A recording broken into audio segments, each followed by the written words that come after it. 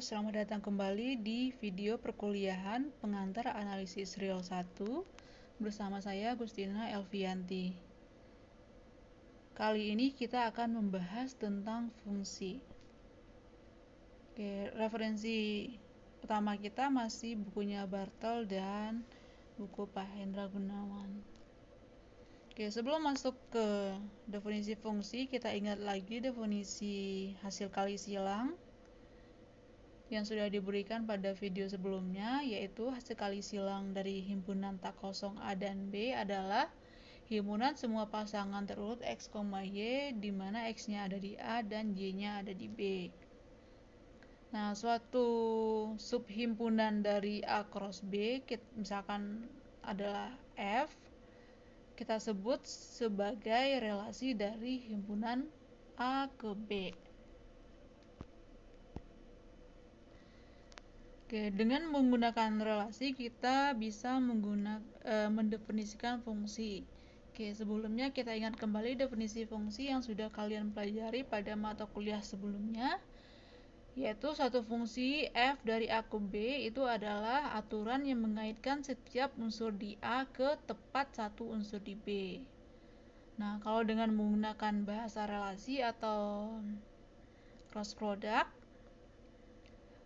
suatu relasi f dari A dan B dikatakan fungsi jika untuk setiap x di A terdapat tunggal y elemen B, sehingga x berelasi dengan y atau x, y ada di F atau dengan karena dia terdapat tunggal itu ekivalen dengan kalau kita punya X, Y1 dan X, Y2 ada di F, maka haruslah Y1-nya sama dengan Y2. Nah, kalau kalian dikasih soal untuk membuktikan apakah suatu relasi merupakan fungsi, maka yang kalian lakukan adalah ingat lagi tadi definisi fungsi, dia ada, itu yang saya bold, ada setiap dan tepat satu. Nah, mengaitkan setiap unsur di A itu ekivalen dengan kita mengatakan bahwa unsur di A itu tidak ada yang dijomlo. Artinya apa sih? Berarti kalau kita ambil semarang X di A, berarti haruslah ada Y di B, sehingga F sama dengan Y. Artinya si X-nya punya pasangan di B. Nah, yang pernyataan ini ekivalen dengan kita buktikan kalau X-nya ambil sembarang X di A, berarti haruslah Fx-nya juga harus ada di P. Nah, tadi ada kata setiap, kemudian setiap unsur di A ke tepat satu. Nah, ke tepat satunya berarti A-nya, unsur di A itu tidak ada yang selingkuh. Atau secara formal kita tulis, kalau kita ambil sembarang X1, X2 elemen A, dan kita misalkan X1-nya sama dengan X2, maka kita harus buktikan bahwa Fx1 sama dengan Fx2. Nah, pernyataan ini ekivalen dengan kalau kita ambil tadi udah ngambil X1 sama dengan X2 elemen A, dan kita misalkan Fx1-nya tidak sama dengan Fx2, maka kita harus membuktikan bahwa X1-nya tidak sama dengan X2. Nah, kalau dalam notasi relasi berarti yang untuk yang poin pertama A tidak jomblo, artinya kita ambil sembarang X elemen A, berarti haruslah ada Y elemen B sehingga X, Y-nya ada di F. Nah, untuk A yang tidak, unsur A tidak selingkuh, artinya kalau kita punya X, Y1 dan X, Y2 itu ada di F, maka haruslah si Y1-nya sama dengan Y2. Pada gambar ini kita lihat pada gambar pertama itu si X4 itu jomblo, dia nggak punya pasangan di B, maka si F pada gambar 1 itu bukan fungsi. Kemudian kita lihat pada gambar kedua itu si X4 itu dia selingkuh, dia punya dua pasangan, ada si Y1 dan Y4, maka pada gambar kedua F itu juga bukan fungsi. Kemudian kita lihat pada gambar ketiga ada yang selingkuh, yaitu si X3, dia punya pasangan Y2 dan Y4. Ada yang jomblo juga, yaitu si X4. Nah, sedangkan melanggar satu syarat aja dia tidak memenuhi, apalagi dua-duanya yang dilanggar, berarti otomatis yang gambar ketiga juga bukanlah gambar dari suatu fungsi.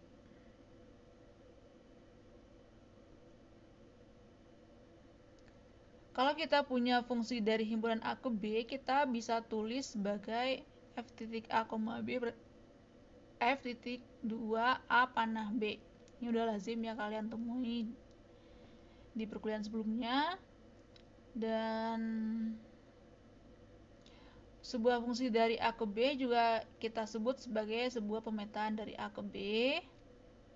Nah, kalau kita punya pasangan turut A, B itu ada di F, maka ini sama juga artinya si B itu sama dengan FA. Kita juga bisa tulis sebagai A panah B, di mana panahnya itu sebelah kirinya ada ekornya, untuk membedakan panah yang antar himpunan. Nah, kalau B sama dengan FA, maka kita katakan B itu sebagai peta dari A oleh F, atau kita juga bisa sebut si B itu adalah nilainya F pada A. Sedangkan A kita katakan sebagai prapeta dari B oleh F. Nah, ini juga ulangan ya. Nah, kalau kita punya fungsi F dari A ke B, maka A kita sebut sebagai domain atau daerah asal dari F. Nah, kita notasikan dengan DF. Dan B-nya kita sebut sebagai daerah kawan atau kodomain dari F. Kemudian himpunan semua Y di B sehingga pasangan turut X, Y ada di F. Ini kita tulis sebagai RF, dan ini tidak lain adalah himpunan semua Fx di mana X-nya ada di A, atau kita notasikan dengan FA. Kita sebut himpunan ini sebagai daerah hasil atau rank dari F. Dan kita bisa tulis RF atau FA. Nah, pada gambar di bawah kita lihat bahwa daerah yang diarsir pada himpunan B itu merupakan RF. Secara geometri, fungsi dapat dipandang sebagai tes garis vertikal. Maksudnya apa sih? Kalau kita punya sebuah kurva yang seperti ini, nah kita lihat bahwa A-nya itu cuman berpotongan dengan tepat satu titik di kurva. Berarti ini si kurva ini memberikan sebuah fungsi. Dan kita lihat itu daerah domainnya yang dibatasi oleh dua titik. Itu berarti kita lihat semua A itu dia punya nilai di kurva. Berarti ya setiap unsur di A itu nggak ada yang jomblo dan tidak ada yang selingkuh. Berarti ini menggambarkan sebuah fungsi. Sebuah fungsi juga dapat kita pandang sebagai sebuah mesin dengan inputan X dan outputnya Fx.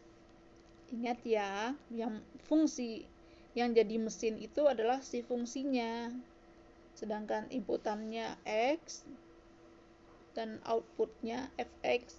Nah, pengalaman saya ngajar dalam beberapa tahun itu biasanya banyak mahasiswa yang tidak bisa membedakan fungsi dengan nilai fungsi. Ingat ya, Fx itu bukan fungsi, tapi Fx itu adalah nilai fungsi X oleh F. Ini kalau kita analogikan F itu sebagai sebuah mesin pembuat kertas, maka si X-nya itu inputannya kayu, F-nya adalah mesin pembuat kertas, Fx-nya adalah si kertas. Beda kan si ketiga barang tersebut, ada kayu, ada mesin, ada kertas. Itu tiga barang yang berbeda, jangan disamakan. Mesinnya, pengolahnya itu adalah si F. Atau kalau di dalam matematika, si F itu adalah si aturan pengaitannya.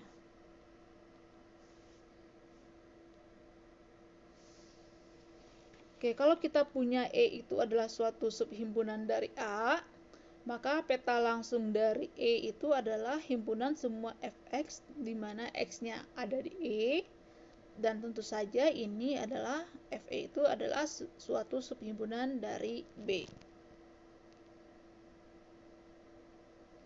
Nah, kalau kita punya F fungsi dari A ke B dan H-nya itu adalah subset dari B, berarti H-nya ada di kanan, maka kita bisa tarik ke kiri adalah semua unsur di A yang petanya itu ada di dalam H.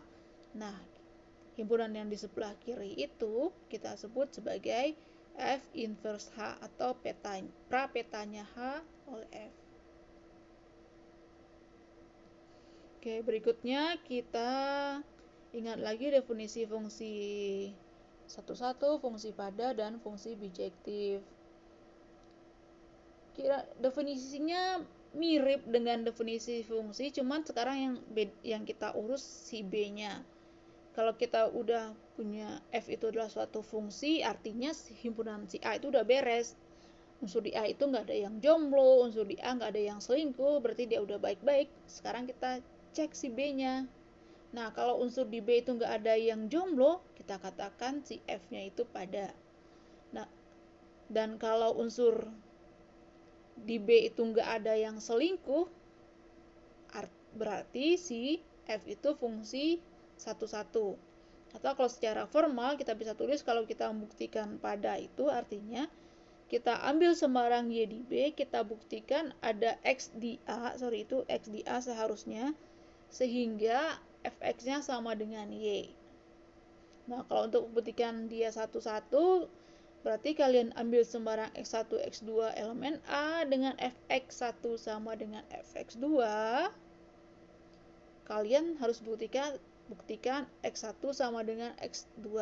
Atau ini ekivalen dengan kalian ambil sembarang X1, X2 elemen A dengan X1 tidak sama dengan X2, kalian tunjukkan bahwa Fx1 tidak sama dengan Fx2. Lihat ya, kalian perhatikan bahwa poin 1 definisi fungsi dan poin 1 definisi subjektif itu mirip, cuman yang berbeda kalau fungsi kita ngurusin himpunan si A, sedangkan kita ketika udah ngomongin subjektif, injektif, bijektif, yang kita urusin adalah himpunan si B. Yang kita perhatikan adalah himpunan si B karena A-nya udah beres karena dia fungsi. Nah, fungsi yang subjektif dan injektif sekaligus kita sebut sebagai fungsi bijektif. Oke, pada gambar 1 kita lihat itu si Y4-nya jomblo. Dia nggak punya pasangan di sebelah kiri. Berarti dia bukan fungsi pada. Kemudian kita lihat juga si Y1 itu selingkuh. Dia punya pasangan X1 dan X4. Maka gambar 1 itu juga bukan fungsi satu-satu. Nah, pada gambar kedua kita lihat unsur di B itu nggak ada yang jomblo. Semuanya punya pasangan dan pasangannya juga cuma satu. Berarti dia adalah fungsi-fungsi pada dan satu-satu atau kita sebut sebagai fungsi bijektif.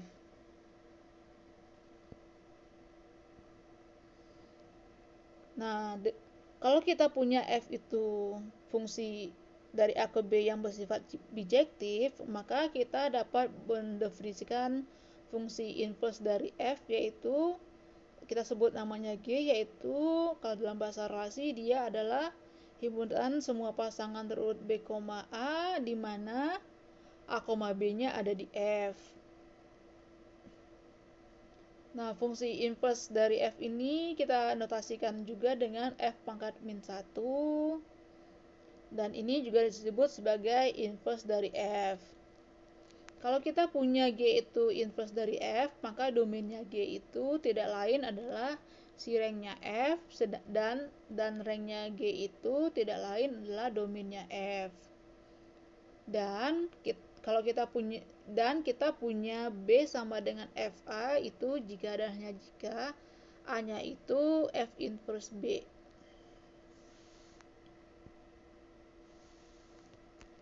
Oke, kita lanjutkan ke definisi komposisi. Ini juga udah ngulang ya buat kalian.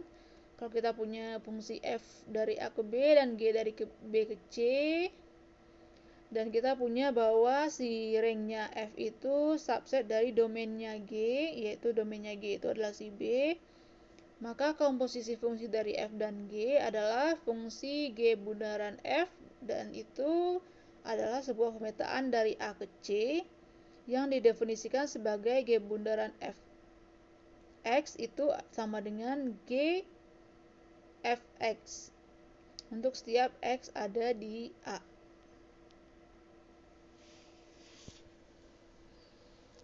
Nah, kalau kita punya fungsi F dari A ke B dan G dari B ke C, dan H itu suatu subhimpunan dari B, maka kita punya sifat G komposisi F inverse H itu sama dengan F inverse G inverse H. Ini kurungnya seharusnya hanya ada di masuk ke dalam kurung yang bersama dengan G inverse.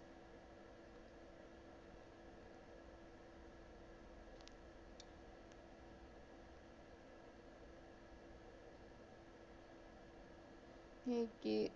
Nah, ingat lagi kalau kita mau buktikan teorema ini, berarti tujuan kita adalah membuktikan dua buah himpunan yang sama. Ingat pada video sebelumnya, kalau kita punya himpunan, misalkan yang di sebelah kiri ini kita sebut himpunannya namanya X, dan yang sebelah kanan himpunan Y. Nah, kalau kita mau buktikan himpunan X sama dengan Y, berarti kita harus buktikan himpunan X itu subset dari Y, dan si Y-nya subset dari X. Oke, kita coba buktikan teoremanya. Kita tulis ulang premisnya. Kita punya F dan G itu masing-masing fungsi, di mana F dari A ke B dan G-nya dari B ke C. Dan H itu suatu subhimpunan di B. Ingat bahwa G bundaran F inverse H itu, tujuan kita adalah membuktikan bahwa G bundaran F inverse sama dengan F inverse G inverse H. Ingat bahwa G bundaran F inverse H itu tidak lain adalah himpunan semua G bundaran F inverse A, di mana A-nya ada di H, sedangkan F inverse bundaran G inverse H itu adalah himpunan semua, dan itu ini menurut definisi komposisi tidak lain adalah F inverse G inverse H, dan itu tidak lain adalah himpunan semua F inverse G inverse A, di mana A-nya ada di H. Tujuan kita adalah membuktikan bahwa yang sebelah kirinya sama dengan subset himpunan yang di sebelah kanannya sama dengan, dan sebaliknya. Kita mau coba yang bagian pertama dulu, nanti bagian kedua silakan kalian coba sendiri. Kita mau buktikan bahwa G bundaran F inverse H subset dari F inverse bundaran G inverse H. Berarti kita ambil sembarang X di G bundaran F inverse H. Tujuan kita membuktikan X-nya itu ada di F inverse bundaran G inverse H. F inverse G inverse H itu tidak lain adalah F inverse G inverse H. Nah, karena X-nya itu elemen G bundaran F inverse H, maka X-nya itu sama dengan G bundaran F diinversekan inverse A untuk suatu A-nya ada di H. Dan ini berarti bahwa si G bundaran Fx sama dengan A, atau Gfx sama dengan A, dan ini tidak lain berarti si Fx-nya itu sama dengan G inverse A, dan ini juga berarti bahwa si X-nya itu sama dengan F inverse G inverse A, dan yang ini tidak lain, dan dia ini adalah unsur di F inverse G inverse H, karena kita punya A itu ada di H. Jadi terbukti bahwa himpunan yang di sebelah kiri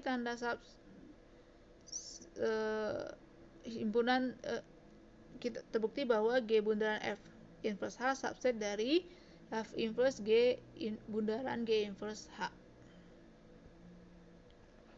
Oke, kita lanjutkan ke definisi restriksi fungsi. Misalkan kita punya F itu fungsi dari A ke B dan A1 adalah suatu subset dari A. Fungsi F1 yang dari A ke B yang didefinisikan sebagai F1x itu sama dengan Fx untuk setiap x ada di A1. Kita sebut sebagai restriksi fungsi F pada A1. Biasanya dan ini dinotasikan dengan F garis lurus A1. Manfaatnya apa sih? Ini nanti akan kita lihat di contoh. Kadang fungsi yang awalnya tidak satu-satu bisa menjadi satu-satu kalau domainnya kita batasi. Oke. Tadi kita udah membahas definisi yang cukup banyak, kita lanjutkan ke contoh. Misalkan kita punya A itu adalah himpunan semua semua bilangan real yang tidak sama dengan 1. Kemudian kita definisikan relasi F dengan Fx-nya sama dengan 2x per x min 1 untuk setiap x elemen A. Oke, tugasnya adalah membuktikan bahwa F itu mendefinisikan sebuah fungsi dari A ke R. Kemudian cari rank dari F. Kemudian yang kedua, kalau kita punya E itu adalah himpunan semua bilangan real yang kecil dari 1. Tentukan peta langsung dari E. Dan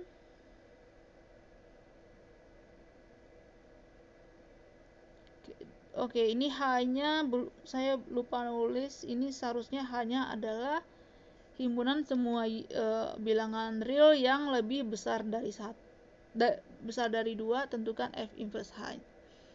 Kemudian cek apakah F-nya itu fungsi injektif, surjektif atau bijektif.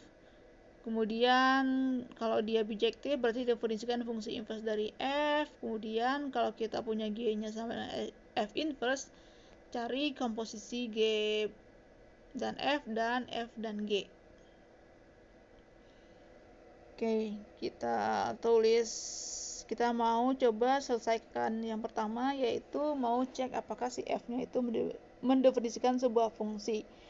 Berarti ada dua tahap. Mau cek F-nya fungsi, kita cek apakah si A itu tidak jomblo dan unsur di A tidak ada yang selingkuh. Nah, untuk tahapan yang pertama kita mau buktikan unsur di A itu tidak ada yang jomblo. Artinya kita ambil sembarang X elemen R. Tujuan kita membuktikan si Fx-nya juga elemen R.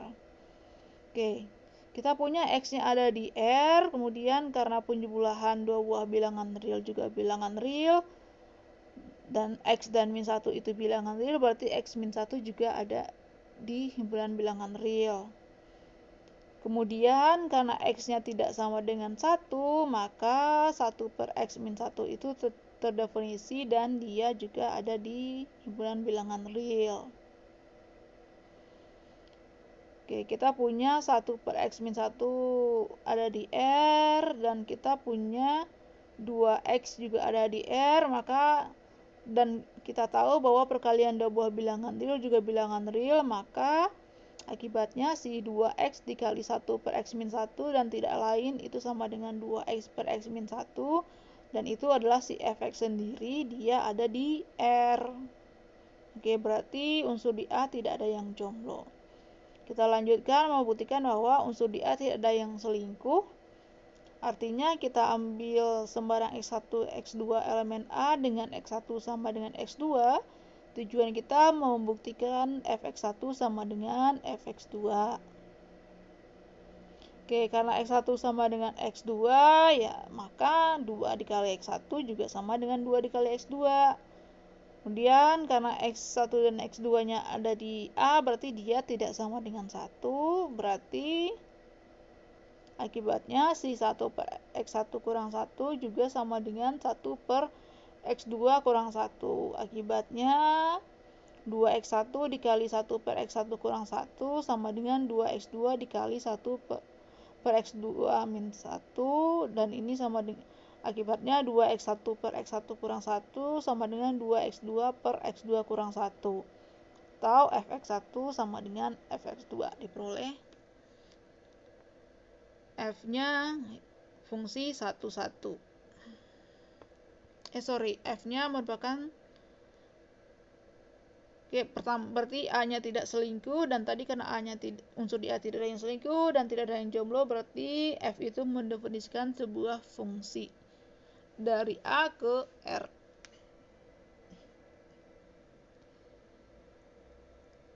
Nah, rank dari F itu sendiri tidak adalah FA, yaitu himpunan semua Fx di mana X-nya ada di A, yaitu himpunan semua 2X per X min 1 di mana X-nya ada di R dan X-nya tidak sama dengan 1. Itu bisa kalian hitung-hitung, nanti kalian akan ketemu itu jadinya adalah himpunan semua bilangan real yang tidak sama dengan 2. Kira-kira kurvanya seperti ini. Oke, berikutnya kalau kita punya E-nya itu adalah semua bilangan real yang kecil dari 1, kita mau cari FE. Jadi FE itu adalah himpunan semua Fx di mana X-nya kecil dari 1. Fx itu kita ganti Fx-nya dengan 2X per X kurang 1 dengan X-nya kecil dari 1. Dan itu kalian hitung-hitung nanti akan ketemu adalah himpunan semua bilangan real yang kecil dari 2. Oke, kalau di kurva ini ada di sebelah kiri garis vertikal X sama dengan 1. Kemudian kalau kita punya H-nya itu himpunan semua bilangan real yang lebih besar dari 2, maka prapetanya si H itu adalah himpunan semua bilangan real sehingga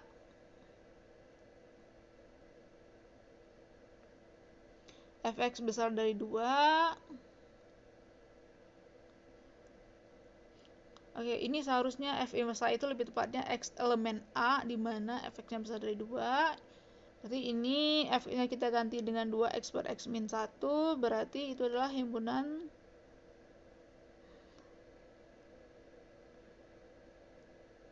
itu tidak lain adalah himpunan semua bilangan real yang lebih besar dari 1. Oke, kita lihat pada diagram ini. Nah, kita lihat bahwa kalau nilai fungsinya itu bisa sama dengan 2 saat X-nya itu ada di sebelah kanan garis vertikal X sama dengan 1.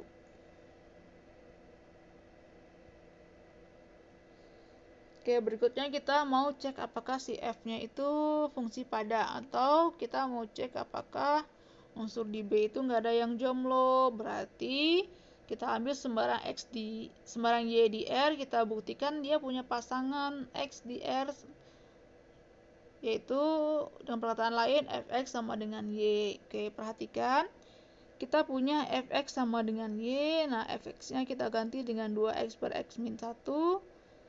Berarti 2X per X min 1 sama dengan Y. Akibatnya 2X sama dengan, kita kalikan Y dengan X min 1. Berarti 2X sama dengan XY dikurang Y.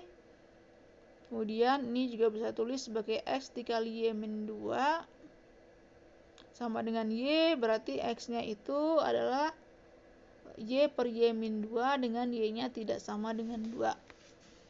Supaya dia terdefinisi. Jadi kita untuk setiap Y elemen R terdapat X sama dengan Y per Y min 2 dengan Y tidak sama dengan 2 sehingga Fx sama dengan Y. Berarti F-nya fungsi pada.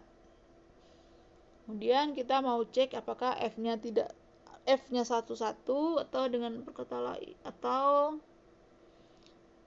kita mau cek apakah unsur di B itu tidak ada yang selingkuh. Berarti kita ambil sembarang dua unsur X1, X2 di A dengan Fx1 sama dengan Fx2. Tujuan kita mau buktikan bahwa si X1-nya harus sama dengan X2. Oke, perhatikan kita punya fx1 sama dengan fx2. Akibatnya 2x1 per x1 kurang 1 sama dengan 2x2 per x2 dikurang 1. Kemudian kita kalikan. Kali silang itu ya, berarti x1 dikali x2 min 1 sama dengan x2 dikali x1 min 1. Kemudian kita kalikan, jadinya x1 dikali x2 dikurang x1 sama dengan x1 x2 dikurang x2. Kita tambahkan kedua ruas dengan minus x1 kurang x2, jadinya min x1 sama dengan min x2. Kemudian kita kalikan kedua ruas dengan min 1, kita peroleh x1 sama dengan x2. Berarti terbukti f-nya fungsi 1, 1. Oke, karena f-nya fungsi 1, 1 dan pada, berarti f-nya itu fungsi bijektif. Nah, berikutnya kita mau tentukan inverse fungsi dari f. Menurut definisi, f inverse itu adalah himpunan semua pasangan terurut b, a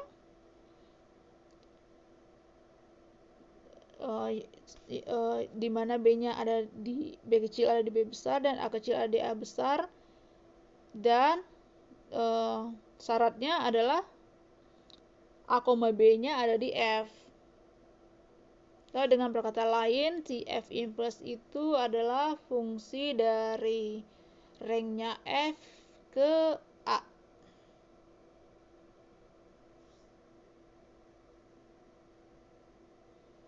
Dan kita tahu, dan definisinya si f inverse y itu sama dengan x kalau fx sama dengan y.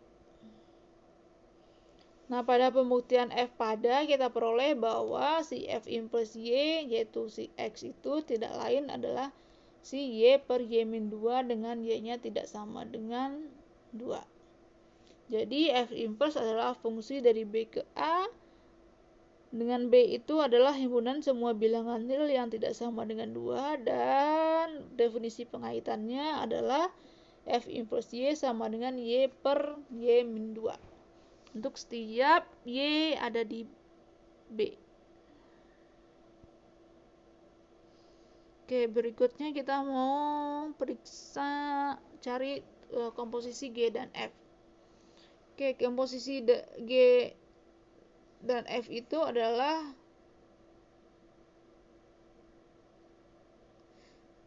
untuk sembarang x di A kita punya G komposisi F. G bundaran fx itu adalah gfx, dan itu tidak lain x. Kenapa jadi x? Karena kita tahu kan kalau fx-nya sama dengan y, berarti f inverse atau inverse dari fx itu adalah x. Berarti g bundaran f itu tidak lain, karena dia mengaitkan x ke x, dia adalah fungsi identitas dari karena domain dengan domain A dan ke domain A, berarti dia identitas pada A. Nah, berikutnya kalau f bundaran G atau f komposisi G, dia tidak lain adalah pemetaan identitas pada B.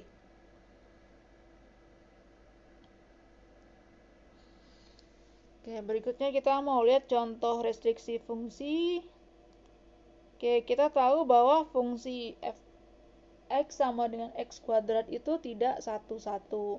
Karena kalau kita lihat grafik fungsi fx sama dengan x kuadrat, kita punya bahwa setiap bilangan, kalau kita punya khususnya gitu, kalau kita punya ada min 1 dan 1 di R dengan hasil kuadrat kedua bilangan tersebut sama, padahal bilangannya nggak sama.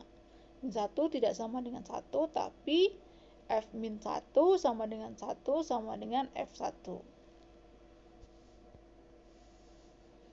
Jadi f-nya itu tidak satu-satu kalau kita ngambil domainnya semua unsur di R.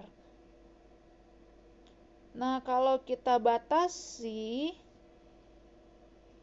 domainnya itu kita batasi pada A, di mana A itu itu adalah himpunan semua bilangan real non-negatif, maka otomatis si FA-nya itu, maka fungsi FA sama dengan A kuadrat itu merupakan fungsi 1,1.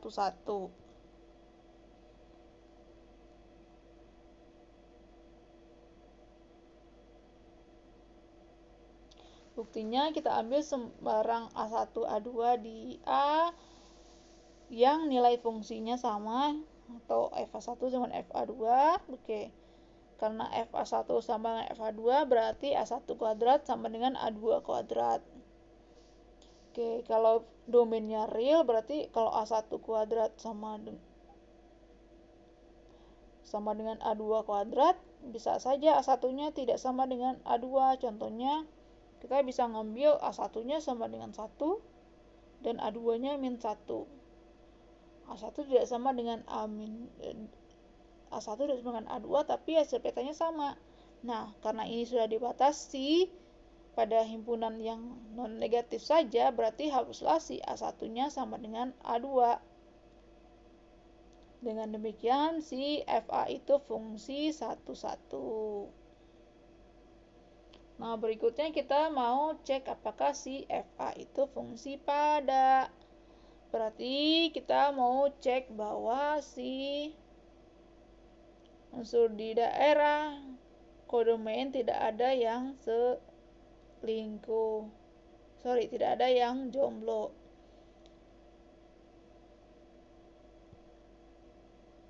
Jadi kita ambil sembarang B di A. Tujuan kita membuktikan ada A di A sehingga FA sama dengan B. Oke, karena B-nya besar sama dengan 0, maka akar B itu bilangan real. Dan tentu saja dia bilangan real yang non-negatif, berarti akar B ada di A. Kemudian kita pilih A itu sama dengan akar B, maka kita punya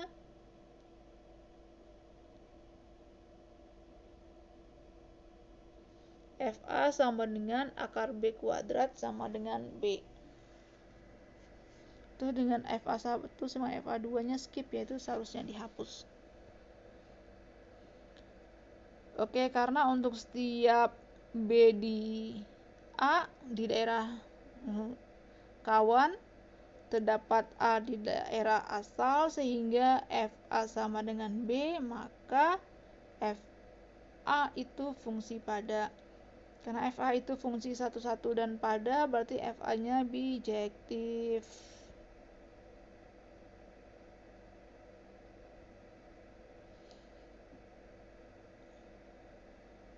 Oke, berikutnya kita mau cari fungsi inverse dari si F, yaitu dia juga merupakan pemetaan dari A ke A yang didefinisikan sebagai F inverse Y itu sama dengan X kalau Fx sama dengan Y.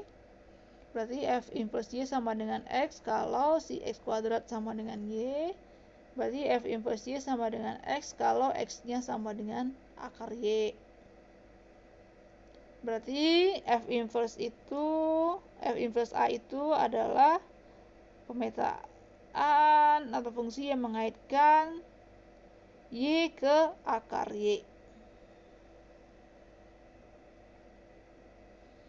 Oke, demikian pembahasan kita pada video kali ini. Sampai jumpa pada pembahasan berikutnya.